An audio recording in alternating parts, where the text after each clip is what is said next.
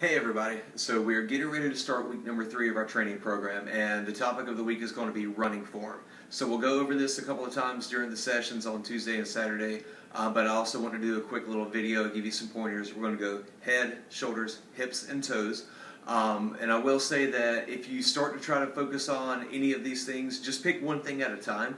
Because if you start to actually tweak your form here or there, you're going to find that it might be a little awkward. So instead of trying to do the entire big picture, just focus on one little thing to where it starts to get a little bit more second nature to you, and then start to focus on something else. So starting off with the head, the biggest thing we don't want to make sure that the head, when we're running, that it isn't just bobbing back and forth. Try to keep it nice and centered over the shoulders, kind of like a Vogue, but gaze needs to be forward, so don't tip the chin up towards the sky, because all that's going to do is put a lot of strain on the back of the neck. And don't let it just sag down and go towards your chest, because what that's going to do is hunch the back, draw the shoulders in, and that's going to close off the airway a little bit.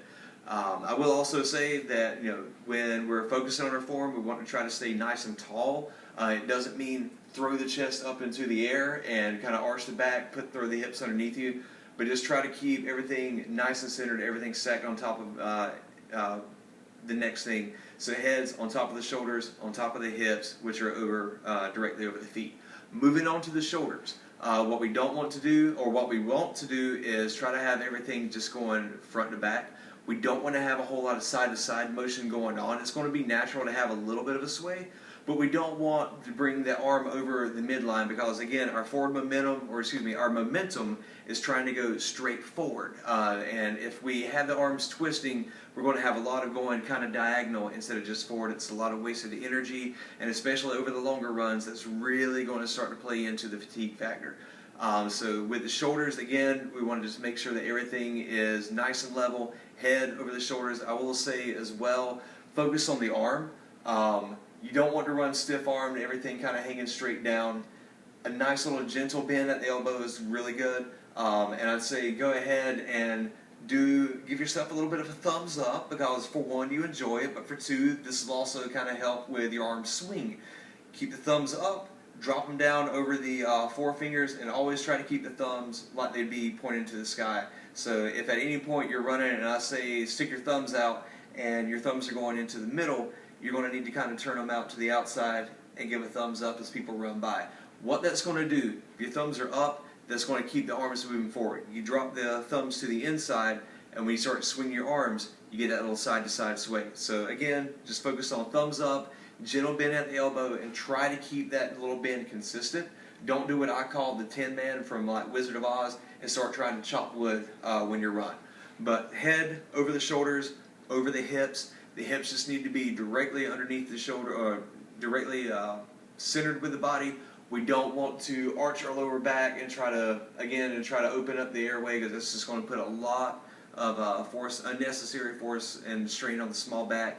At the same time, we want to make sure that we don't throw the hips out and kind of start running into the ground. And again, more often than not, we'll end up seeing the shoulders curve in a little bit, the head kind of dips down a little bit, and you start closing off your airway. So head over the shoulders, over the hips, over the feet.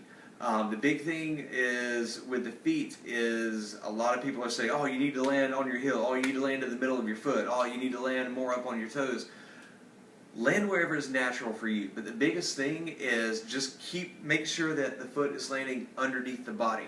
If you're landing on your heel, if it's natural for you to land on your heel, and you land with that extended out in front of the body, all that force is kind of causing a little bit of a braking motion, and then the foot comes down. It's a really quick impact spike, and then you're kind of having to kind of stop yourself and then pick up momentum again before the next step. On the flip side of that, people who run more on like the mid part of the foot, or even up further on like the ball of the foot towards the toes, if you are landing significantly further in front of your body, you're having to reach down, claw into the ground, and pull yourself forward instead of just kind of falling forward. And that's going to be the last bit with the toes, as in keeping the feet underneath you and keeping that nice tall posture. We do want to have a nice little bit of a lean just from the ankles. We don't want to bend at the hips. Keep everything nice and straight and just kind of fall forward. So that's the quick little bit. Again, we'll go over a little bit more on Tuesday and Saturday for the runs. Feel free to ask any questions to the coaches, talk to the mentors as well. Going uphill, downhill, it doesn't really matter. You want to try to have just a little bit of a forward lean, and you just want to keep the feet underneath you. That's the big thing. But we'll go over a couple more tips during the sessions. Enjoy your week. Take care. And again, if you have any questions, just let us know.